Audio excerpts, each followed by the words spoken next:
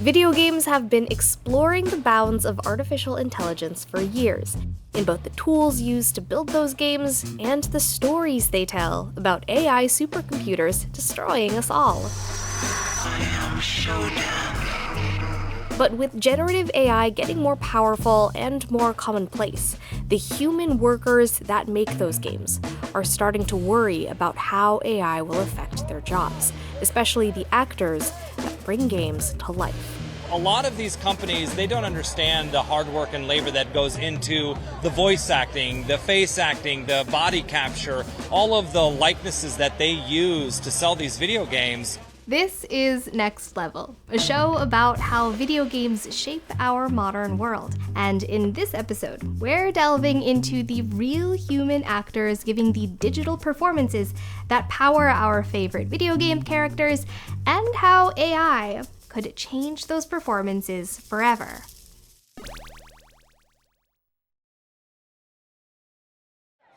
No contracts, no scripts! The entertainment industry has repeatedly been on the front lines of the AI debates. Hollywood's actors and writers unions have both struck over fears that artificial intelligence might replace them at their jobs. Video game actors also share those concerns and walked off the job after the acting union SAG-AFTRA didn't get the AI protections it wanted in its interactive media agreement negotiations. But you're less likely to recognize the faces on this picket line. The actors who work in video games typically don't appear directly on screen during a game. Instead, video game actors have to rely on technology to translate their performances into pixels.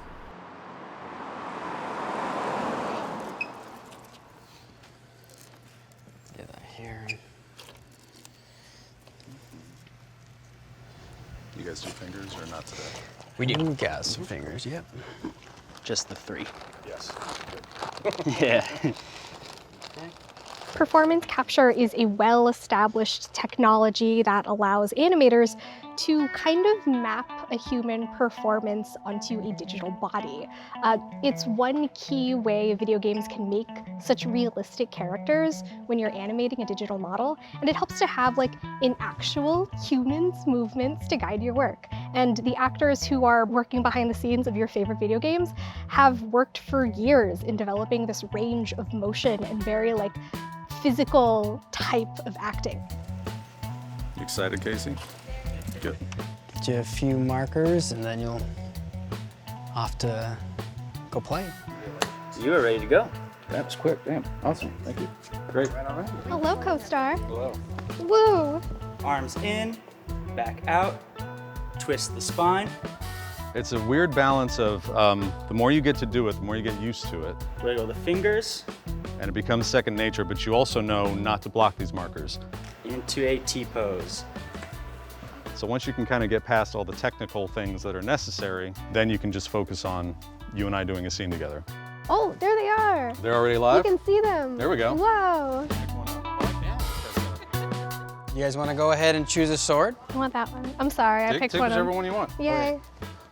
Whoa. Ooh, it's a big sword. My name is Walter Gray IV. I'm an actor and a director. I see this guy as kind of a, you know, he's just ready to attack. And then I focus on the motion. The animator says, okay, we need a kill of you grabbing someone's head and just popping it. And then you just...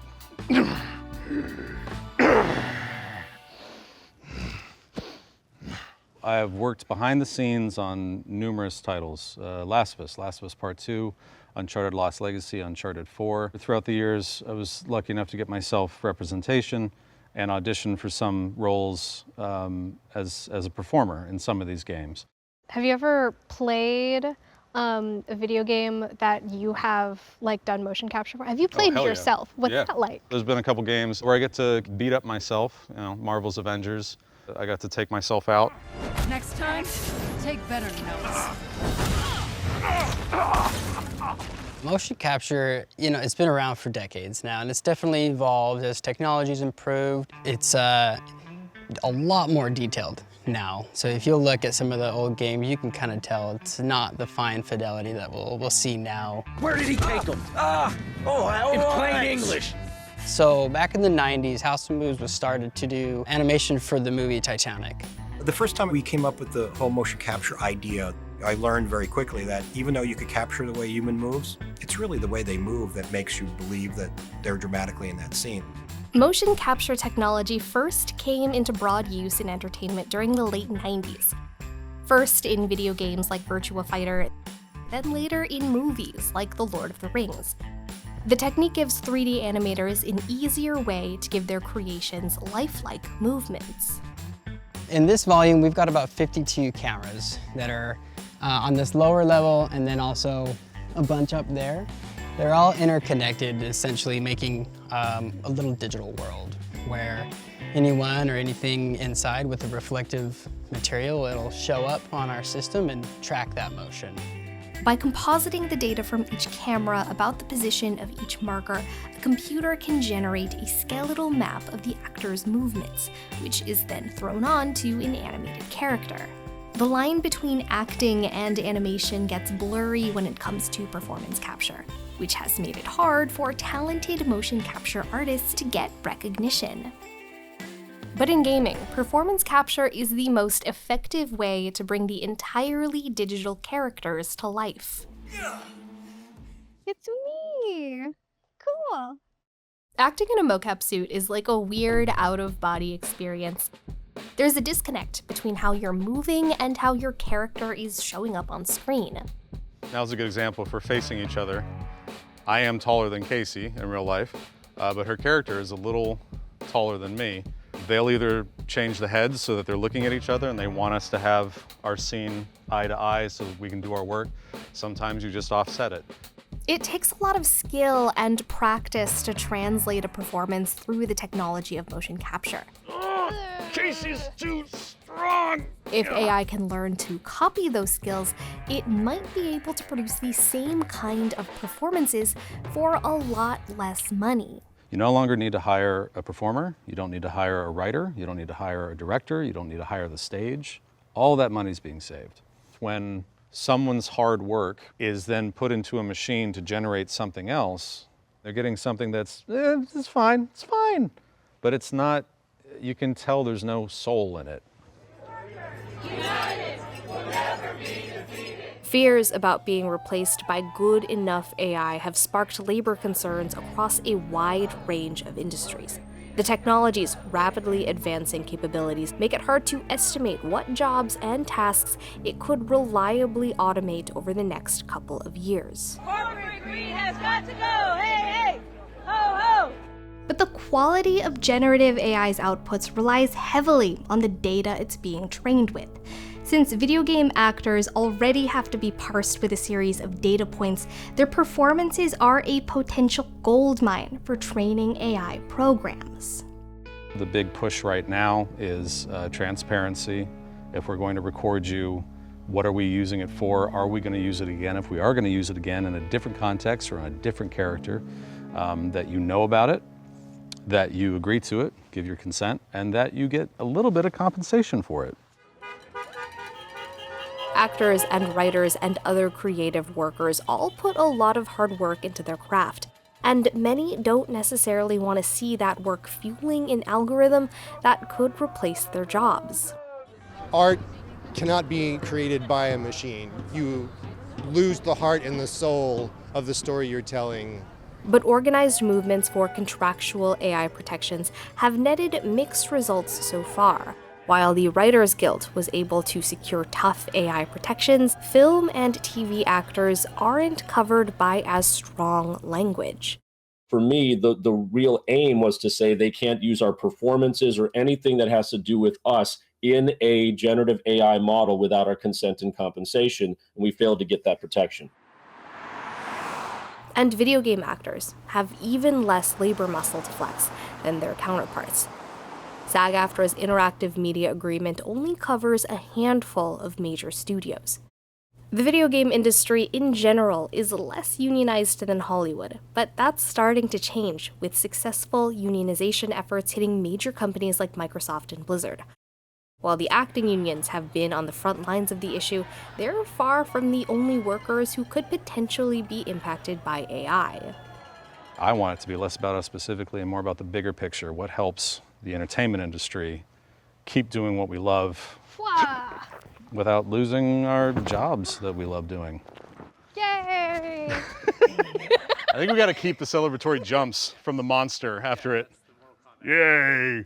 I do think that having that emotion, that human emotion, to be able to articulate something, or just that nonchalant reaction that just naturally happens, right? I think there's a magic in that just isn't really replaceable. Actors have been a part of video games since the beginning. I mean, Mario wouldn't be Mario without Charles Martinet. Yahoo! Solid Snake wouldn't be Solid Snake without David Hayter. It was my destiny to be here, in the box. And Portal wouldn't nearly be as funny without the performance of Ellen McLean, who's the voice of GLaDOS. Nobody murdered me, or put me in a potato, or fed me to birds. As video games become more cinematic, characters become more emotional, and again, all of that is due to real human performances. So like the stomachs, you'll get an exertion of air. So like a, or if you get hit in the face, which hurts differently, or if you get hit in the leg, like a, all those things that you could transmit through your movements or through eye contact or through a look on your face, you have to be able to translate into the voice. Fight!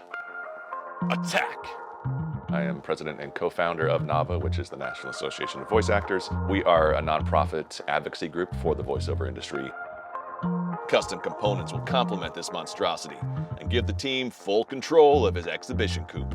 We immediately jumped right into the AI conversation, and that happened in November of 2022 when Apple launched books that were narrated by synthetic voices. Movement in the greenhouse drew his eye, and a woman emerged. People were saying, that's my voice. I didn't authorize that voice to be the voice of an Apple audiobook. They weren't getting paid for it. And I think from a consumer perspective, people have the right to know, and we are seeing educated consumers are pushing back against AI-generated content. NAVA is one of a handful of advocacy groups speaking out against the abuse of generative AI. The way AI learns and generates content doesn't map well onto current regulations. It can be very difficult to know what data was used by a specific AI-generated output, or where the line is between imitation and identity abuse. Unless, of course, you copy the vocal performance of a famous actress's role as an AI assistant for your AI assistant. Hey there, it's going great.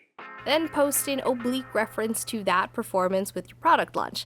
That'll earn you a public scolding every time. I think that it made people more aware of the general concept that you could just take somebody's voice without their permission, in a way that maybe they kind of theoretically thought about it, but hadn't seen any concrete examples. And now you see a celebrity. NAVA is pushing for standardized protections that would give voice actors control and compensation if their work is used in an AI-generated product. We've been trying to educate voice actors and everybody involved on what questions to ask so that if the job is safe and it is something that you can do and you are a person who is okay working with AI, that you can do that job safely.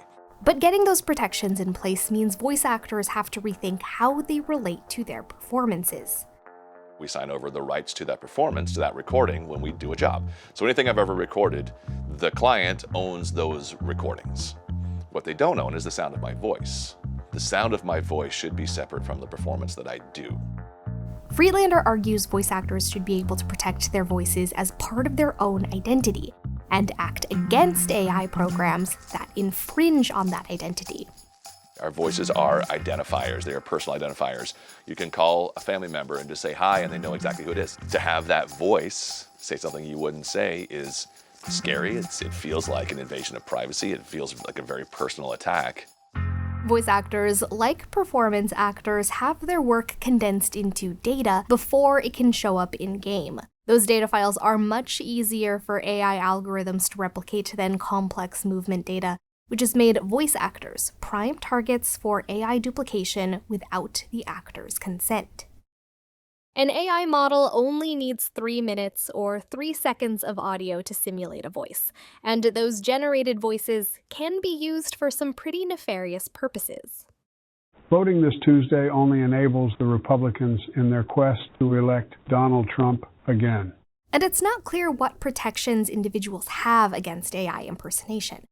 Do you wanna The closest legal precedent we could find was in 1988, when Bette Midler successfully sued Ford for impersonating her in a car commercial.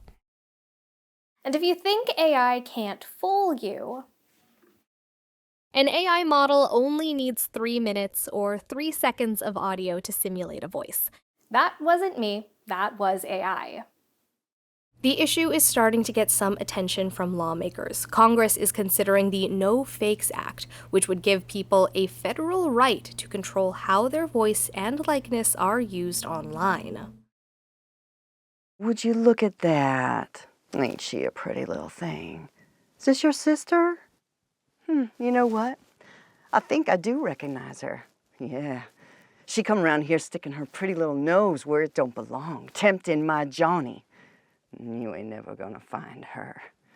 And they ain't never gonna find you. Ugh!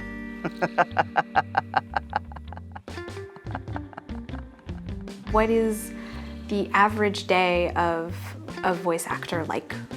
Honestly, every day is a different day, which is great and also terrifying.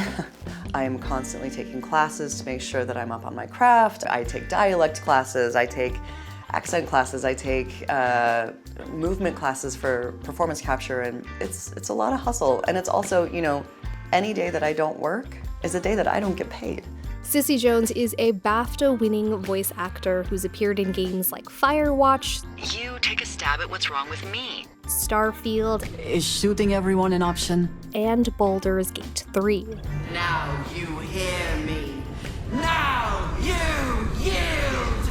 You know, I can't tell you the number of times the night before a game comes out or a show or something, and I'm like, man, we worked really hard on that. I really hope it's good, because I have no control. Ooh, there's me. At it.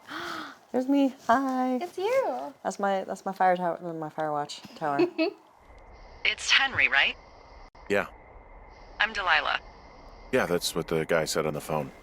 How do you feel listening to yourself right now? Weird. She's also the CEO of Ethovox, a voice acting company focused on ethical AI use. So about 2 years ago, I found my voice on several websites without my consent. I reached out to a lot of the companies and I was like, hey, you don't have my permission. You may not have my voice on your website. And some of them respected that and took it down. And some of them sent me the email equivalent of a digital middle finger. And so I was like, okay, well, we got to do something. I would caution anybody to understand how easy it is to steal your voice and what that means. We are the canary in the coal mine because it's really easy to take our voices. But if we don't put something in place, AI will come for everything. And so we're out here screaming as loud as we can because we care about not just our industry, but all industries. There has to be guardrails in place. Jones is hoping to build some of those guardrails at Ethovox, which is attempting to create AI voice generators that give actors more control and compensation for the use of their voice. Some of the things that we're endeavoring to do is make sure that any synthetic voice that's generated is also traceable, licensed, attributable.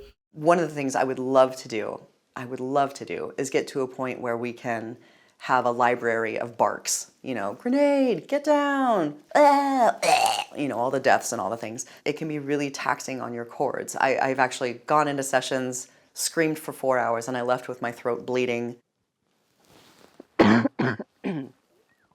It's lots and lots and lots of practice. The company is still in its early stages, but Jones says they've already attracted interest and funding from the voice acting community. She's hoping Ethovox can establish a more collaborative, human-centric approach to using AI. There are too many people, too many companies, too many very wealthy individuals who have gotten wealthy by cutting the bottom line, and the bottom line often means human headcount. That scares me. I really don't want to be that person. I think AI has the potential to be such an amazing tool for human beings and can make our lives so much better if we're not solely developing it with the express purpose of replacing human beings. Giving actors more control over how their AI-generated duplicates are used could help those actors find more work, while also giving companies more options to use voice work. But even in the best case scenarios, AI will inevitably end up automating away some entry-level jobs. And the roles that could be most vulnerable are key entry-level jobs that help people break into the field. Do I think main characters in video games are going to disappear? Do I think, Ellie from The Last of Us is going to be AI? No, I don't. But all of the NPCs, all of the background characters, those are very easily replaceable, and also the way that most people, myself included, break into the industry. That's how I got my union card. We're not fighting for millions of dollars. We're fighting for the right to exist. The future of generative AI is still uncertain. Its capabilities keep expanding, but so do the risks and costs of its use. It's not enough to just look at the technical side of what AI can accomplish. Considering the human costs and benefits of AI use is a key part of the equation. Video games are uniquely suited to address these topics. Their blend of technology and artistry puts them on the front lines of the debate on ethical AI use. Especially if you don't have any ethics in place with your AI, it stands to be a massacre. It's really something that we've worked very hard at my company to figure out how best to bring everybody along. We are not anti-emerging technology, but we are very much pro-artist and pro-voice actor in that we want the humans to be prioritized over the use of the synthetic voice or art or whatever it might be. Nothing can replace human performance, or human writing, or human direction, or human art. There's too much passion and love in what we do for that to just go away.